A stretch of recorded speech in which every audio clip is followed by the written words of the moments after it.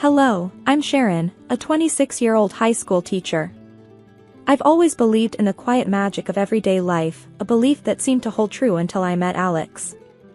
Our relationship blossomed rapidly, a whirlwind romance that caught me by surprise. When Alex suggested I meet his parents, I anticipated a normal family introduction.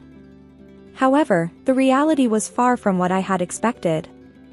The day of the meeting was wrapped in an air of nervous anticipation.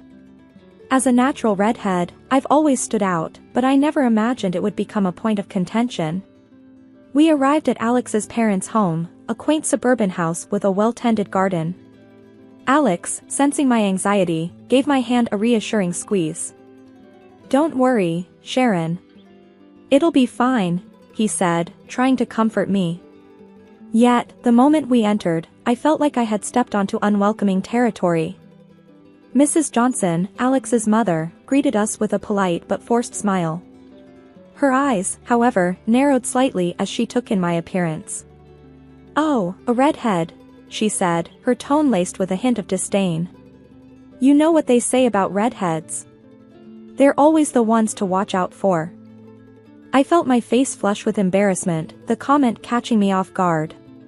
Alex, clearly upset by his mother's words, responded with a hint of irritation in his voice. "Mom, that's an old wives' tale. Sharon is nothing like that." Mr. Johnson, who seemed younger than his years, stood by, nodding in agreement with his wife's assessment, but not contributing his own words to the conversation. Attempting to defuse the tension, I tried to turn the comment into a joke. "Well, the only thing I'm guilty of cheating on is my diet," I said, forcing a laugh. However, my attempt at humor fell flat. Mrs. Johnson's expression remained unamused. She turned to Alex, her voice firm and serious. "Alex, she's not right for you. We cannot approve of this." Alex's face grew stern, and he took a step forward, his voice laced with determination. "Mom, Dad, I love Sharon. If you can't accept her, then we'll have to do without your blessing." The rest of the visit passed in a blur of strained politeness and unspoken judgments. As we left, I couldn't shake off the feeling of being unfairly judged and labeled, all because of my hair color. After the unsettling encounter with Alex's parents, we decided to have a small, intimate wedding. It was just us and a few close friends in a little chapel downtown. The absence of Alex's family hung in the air, but we were determined to make the best of our day. On the morning of our wedding, as I was getting ready, my best friend and maid of honor, Sarah, tried to lighten the mood. "Sharon, you look stunning. Alex won't know what hit him," she said with a wink, helping me with the final touches. I smiled, grateful for her support. "Thanks, Sarah. I just wish Alex's parents could see past, well, my hair." Sarah frowned. "Forget about them, Sharon. Today's about you and Alex. It's your love that matters, not their approval." The ceremony was simple yet beautiful. As I walked down the aisle, I saw Alex waiting for me, his eyes brimming with love and emotion. In that moment, all my worries faded away. Alex whispered as I reached him, "You're the most beautiful thing I've ever seen, Sharon." During the vows, Alex held my hands tightly. "Sharon, I may not have my parents here today, but standing with you, I know I have everything I need. You're my family now," he said, his voice cracking with emotion. I replied, my own voice filled with emotion, "Alex, I promise to stand by you, through challenges and joys. Your heart is my home." After the ceremony, our little group celebrated at a local restaurant.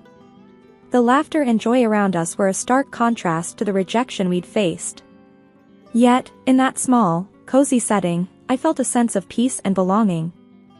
As we cut the cake, Alex said jokingly, "Well, I guess this makes us official partners in crime now, right? Partners against the world?" I laughed, feeling a surge of happiness and love.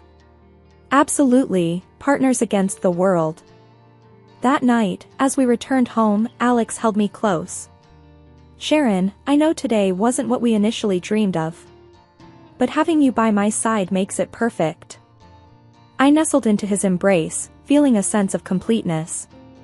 Our quiet wedding, though not grand, was a profound declaration of our love and commitment, a testament to our strength together, despite the odds. After the wedding, Alex and I hoped things would settle down, but the dinners at his parents' house only grew more tense. Each visit was like walking on eggshells, with his mother's thinly veiled comments and the forced politeness of his father. One evening, we were sitting around the dinner table with Mr. and Mrs. Johnson and a couple of their friends. The conversation inevitably turned to gossip, and Mrs. Johnson's friend, Mrs. Blake, started a story about a neighbor. And would you believe it? Caught red-handed, cheating with the gardener. And she was a redhead too, Mrs. Blake exclaimed, casting a sly glance my way. I felt my face heat up. Trying to remain composed, I said, "Well, hair color hardly determines someone's character." Mrs. Johnson chimed in, "Oh, but you know how it is with stereotypes. There's always some truth to them." Alex, noticing my discomfort, quickly tried to change the subject. "Mom, how about we talk about the new garden you were planning? Sharon has some great ideas for landscaping." But the damage was done. The insinuations hung in the air, making the rest of the dinner extremely uncomfortable. As we were leaving, I couldn't help but express my feelings to Alex. "I can't keep doing this. It feels like they're judging me all the time." Alex sighed, a look of frustration crossing his face.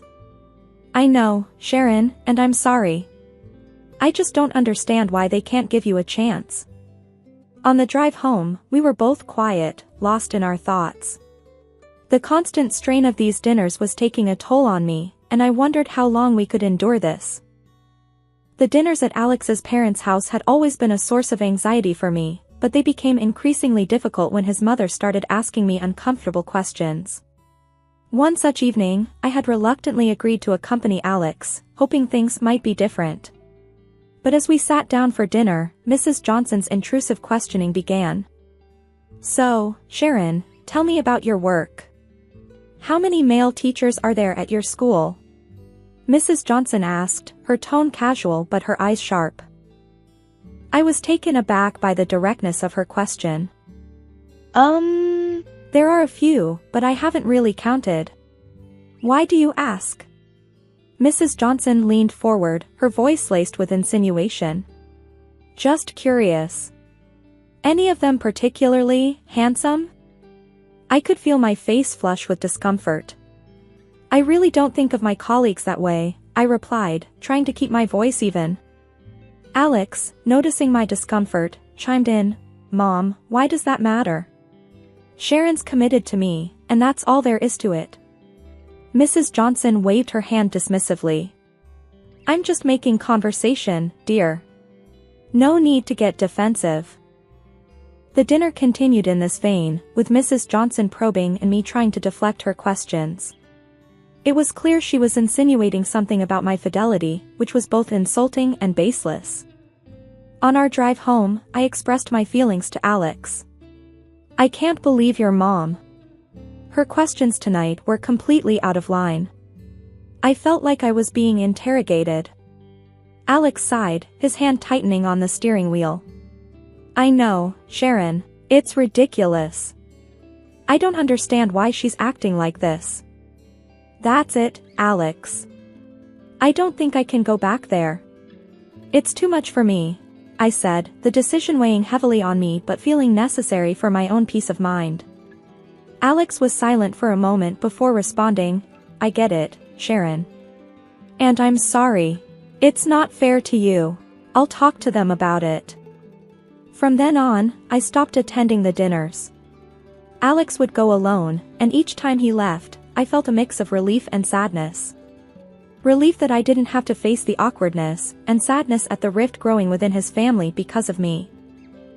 It had been several weeks since I decided to step away from the uncomfortable dinners at Alex's parents' house. This decision, though made to preserve my sanity, led to a series of unsettling revelations that Alex brought home from his solo visits. Each account seemed more incredulous than the last, leaving us in a state of constant bewilderment and frustration. One such evening, as we curled up on our sofa, the comforting warmth of our home contrasted sharply with the cold tension Alex had carried back. He seemed particularly distressed, his normally calm demeanor replaced by a look of utter disbelief. "Sharon, I'm not sure how to even start explaining what happened tonight," Alex said, his voice heavy with unease. "What happened?" "You look really upset, Alex," I replied, my heart starting to race with worry. He took a deep breath, choosing his words carefully. "You know I've been going to these dinners alone, right? Well, tonight, Mom took it to another level. She had invited several young women over. It wasn't just a friendly gathering, Sharon. It felt like she was setting up dates for me, as if I wasn't already married." I felt a mix of shock and disbelief wash over me. Setting up dates? But why would she do that? Does she not realize we're married and committed to each other? I tried to make sense of it all, Alex continued, his frustration growing. I asked her outright why she was doing this. Her response was simply that she wanted me to keep my options open. As if our marriage was just a temporary arrangement. Options open? I echoed, incredulous. That's absurd, Alex. We took vows. This isn't some casual fling that she can just dismiss. Alex nodded, his hands clenched in frustration. Exactly. I told her that I'm committed to you, that you're my wife and I love you. But she just seemed to brush it off, as if our marriage was some sort of juvenile phase. The conversation left us both reeling. The next morning, as I recounted the incident to my friend Sarah over a cup of coffee, her reaction mirrored my own. "That's outrageous, Sharon. How can his mother blatantly disrespect your marriage like that? It's almost like she's trying to sabotage it," Sarah exclaimed, her eyes wide with shock. "I don't know, but I can't keep dealing with this. It's like she's living in denial," I replied, feeling drained just thinking about it. Alex and I agreed that we needed to create some distance from his parents. This decision, though difficult, was necessary to protect our marriage from the constant undermining and disrespect. However, the following weeks, though void of direct confrontation, carried an undercurrent of unease and tension. As the days passed, I found myself constantly reflecting on Mrs. Johnson's actions. Her blatant attempts to set Alex up with other women, right under our noses, were a direct attack on our relationship. I wondered what we had done to deserve this treatment. Why was she so intent on destroying our happiness? Alex, too, was deeply troubled. "I just don't understand her, Sharon. Why can't she see how happy we are together? Why can't she accept our marriage?" The distance we created from Alex's parents brought a temporary peace, but that calm was shattered one ordinary school day. I was in the teacher's lounge when Mr. Davis, the school principal, approached me with a concerned expression. "Sharon, can I have a word with you in my office?" he asked in a tone that immediately set me on edge. "Of course, Mr. Davis," I replied, my mind racing with possibilities. In his office, Mr. Davis closed the door and gestured for me to sit. "Sharon, I had a rather unusual visitor today," he began, his brows furrowed in disapproval. My heart sank. "Who was it?" "Your mother-in-law, Mrs. Johnson," he said. "She was asking some very personal questions about you, your behavior at school, and your interactions with male colleagues." I was stunned into silence. The idea that Mrs. Johnson would go to such lengths was beyond belief. "What did you tell her?" I managed to ask, my voice barely above a whisper. "I told her that your personal life is none of our business as long as it doesn't affect your professional conduct, which, by the way, has always been exemplary," Mr. Davis replied firmly. "But Sharon, I must say, this is highly inappropriate and concerning." Gathering my thoughts, I replied, "I'm so sorry, Mr. Davis. I had no idea she would do something like this. I assure you, there's nothing untoward in my conduct at school." "I know that, Sharon. I just thought you should be aware," he said, offering a sympathetic look. As I left his office, a mixture of embarrassment and anger washed over me. The fact that Mrs. Johnson had the audacity to come to my workplace and question my integrity was outrageous. That evening, I recounted the incident to Alex, who listened in shocked silence. I can't believe she did that. Going to your school? Questioning your professionalism? This is going too far, Sharon, he said, his voice laced with anger. I don't know what she's trying to achieve, I said, feeling a mix of frustration and helplessness. But this is a violation of my privacy and my professional life. Alex reached for my hand, his grip firm. We need to confront her, Sharon. This can't go on. She's crossing every line imaginable. The next day, I called Mrs. Johnson, my hands trembling with a mix of nervousness and anger.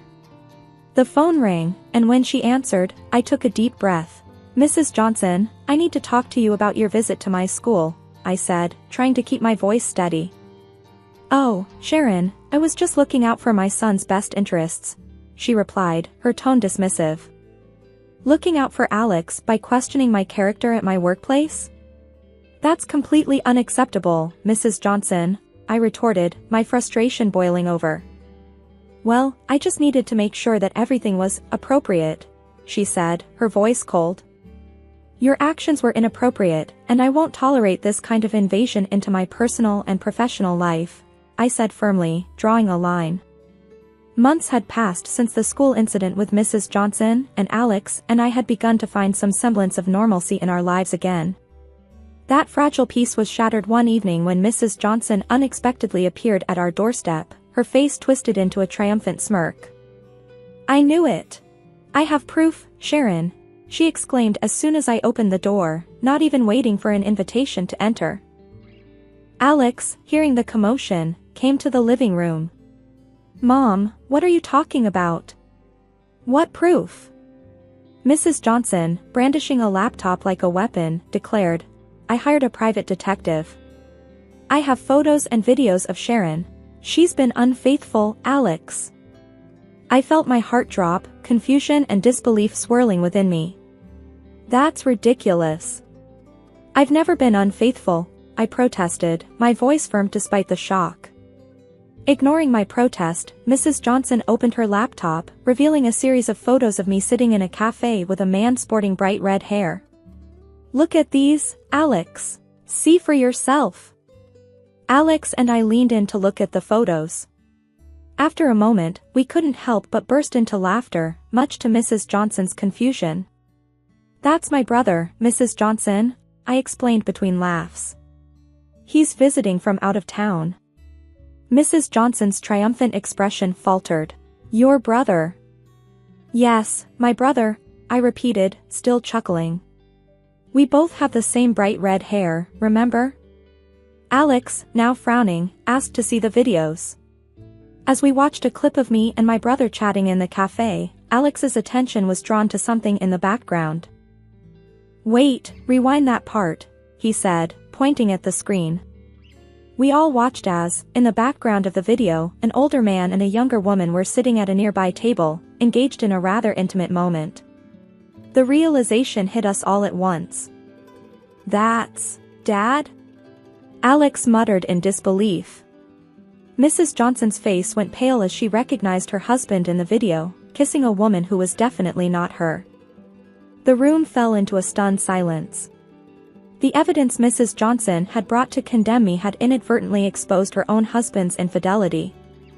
Mom, is that Dad? Alex asked again, his voice barely above a whisper. Mrs. Johnson just sat there, speechless, the laptop now forgotten on her lap. That evening, which began with accusations and supposed revelations, ended with a shocking twist that none of us could have predicted. Mrs. Johnson, in her quest to prove my unfaithfulness, had inadvertently uncovered a bitter truth about her own marriage. The night Mrs. Johnson left our house was one we wouldn't forget anytime soon. The living room, where just moments ago she had revealed the photos and videos, felt unnaturally quiet. Alex and I sat there, trying to digest the whirlwind of events. Can you believe it? My dad and Mom's plan backfiring like this? Alex finally broke the silence, a mix of disbelief and sadness in his voice. It's surreal, I replied, still feeling a bit numb. She was so intent on proving me wrong, she didn't see the bigger picture. Alex sighed heavily, looking out the window. I feel like I don't even know my parents anymore. This whole thing, it's just a mess. I nodded in agreement, feeling a pang of empathy for him. I'm sorry, Alex. This must be really hard for you. He turned to face me, his expression softening. You know, in a weird way, I'm grateful for your strength through all this. You could have easily walked away from the drama. I reached out, taking his hand in mine. I wouldn't do that. We're in this together, remember? Over the next few days, Alex's phone was bombarded with calls and messages from his mother. She was frantic, seeking someone to confide in, but Alex wasn't ready to talk. He needed time to process the betrayal and the unraveling of his family. One evening, as we were prepping dinner, Alex brought up the subject again. I spoke to Dad today, he said, chopping vegetables a bit more forcefully than necessary. And, how did that go? I asked, curious yet apprehensive. He admitted everything. Said it had been going on for a while. He's moving out, and they're talking about divorce. Alex's voice was flat, almost detached. That's tough, Alex. I'm sorry you have to go through all this. I reached out to squeeze his arm. He shrugged, a sad smile on his face. It's weird. I'm angry, but also relieved that the truth is out. No more secrets and lies. As the days turned into weeks, the reality of his parents' impending divorce began to sink in. We had many long conversations about trust, honesty, and the complexities of relationships. One night, curled up on the couch, Alex shared his thoughts. You know, Sharon, all this with my parents, it's made me realize how important honesty is. And how much I value what we have. I leaned against him, feeling a sense of solidarity. I agree. It's been a roller coaster, but it's also shown us how strong we can be together. Exactly. We've weathered this storm as a team. It's not been easy, but I feel like we can handle anything now, Alex said, a note of determination in his voice. In the weeks that followed, we saw less of Mrs. Johnson. The revelation of her husband's affair and the subsequent fallout had taken its toll on her. Despite everything, I couldn't help but feel a twinge of sympathy for her. But still I couldn't forgive her. Not now. Maybe someday I'll be able to forget about what she did to me. Today, I am completely passionate about my husband, and we are expecting a baby soon. And who knows, he'll probably be as red-haired as me.